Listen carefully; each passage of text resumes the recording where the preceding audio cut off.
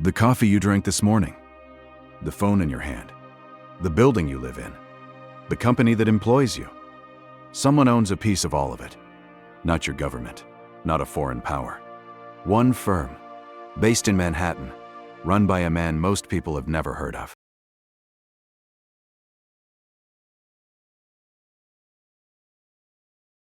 This is how they got there, and why it changes everything you think you know about who owns the world. 1986.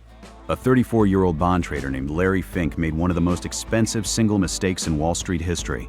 He bet wrong on interest rates. In one quarter, his desk lost $100 million for First Boston Bank. That was career-ending. But it taught him something almost nobody else understood: risk.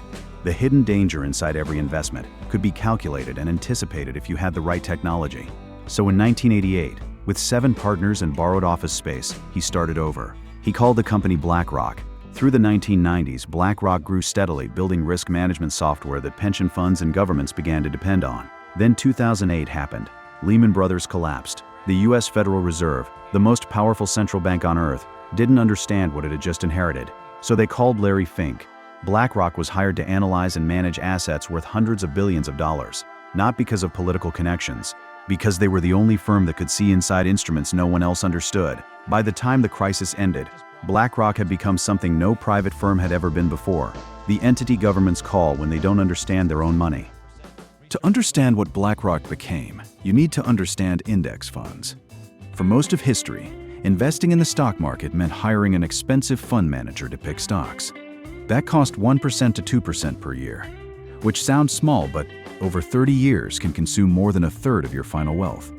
Then came a radical idea: instead of picking stocks, just buy all of them. Every company in the S&P 500 at once, weighted by size, for an annual fee of 0.03%.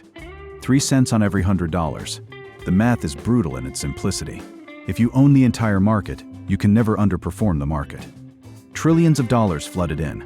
Retirement accounts, pension funds, the savings of ordinary people, flowing primarily into BlackRock's iShares platform.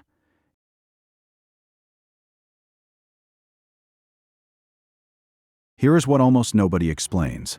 When you put your savings into a BlackRock index fund, BlackRock takes that money and buys shares in every company in the index, which means BlackRock, in its own name, on its own share registry, becomes the registered shareholder. Not you, BlackRock. You get the financial returns, but the legal ownership, the voting rights, the seat at the table when corporate decisions are made, those belong to BlackRock. And shareholders vote on board elections, executive pay, corporate strategy. BlackRock votes at approximately 17,000 shareholder meetings every year across thousands of companies in dozens of countries. It is the most powerful voter in the history of private capital, and nobody elected it. And BlackRock is not alone. Vanguard and State Street operate the same model. Together, the Big Three. They are the top shareholders in 88% of S&P 500 companies, 1/5 to 1/4 of every major American corporation, owned by 3 institutions. Before we go further, we need to address something you've almost certainly seen online. BlackRock is buying all the houses. BlackRock is why you can't afford a home. Here is what's true. Institutional investors have bought significant quantities of single-family homes in the US, particularly in the Sun Belt. This is real. It has contributed to housing pressure. Here is what's false. The firm doing this is not BlackRock. It's Blackstone, a completely separate company with a similar name. BlackRock does not buy your neighborhood. We mention this not to defend BlackRock. There's plenty to examine without inventing things. We mention it because accuracy is the only tool worth having. The real story is subtler and more uncomfortable. A firm that advises governments, manages the assets of those same governments, and profits from the policies those governments set. That relationship is documented in the public record, and it raises questions our existing laws were not written to answer. Before we reach a verdict, this story doesn't have a clean one. The honest accounting requires a credit column. Before index funds, building a diversified portfolio was largely the privilege of the wealthy. BlackRock changed that. Today, a 28-year-old nurse can invest in 500 of the world's largest companies for 3 cents on every $100. That is a genuine, measurable improvement in ordinary people's financial lives. The question is not whether BlackRock has done good.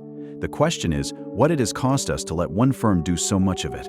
In the 20th century, we understood monopolies. One company, one industry, too much power. We built antitrust law to break them apart. But BlackRock is not a monopoly in one industry. It is a universal presence across every industry simultaneously. Our antitrust laws were not written for this. Our regulatory agencies were not designed for this. Our democratic institutions have no clear mechanism for accountability over a firm that shapes corporate behavior across the entire economy without holding a single elected office or passing a single law. BlackRock did not seize this power.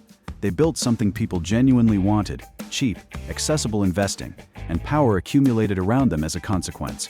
That is a new kind of problem, and it requires a kind of thinking that democratic societies have barely begun to do. The coffee you drank this morning, the phone in your hand, now you know who owns a piece of it. If this video gave you something, share it with one person who deserves to know. The empire is hiding in plain sight. We're just turning on the lights.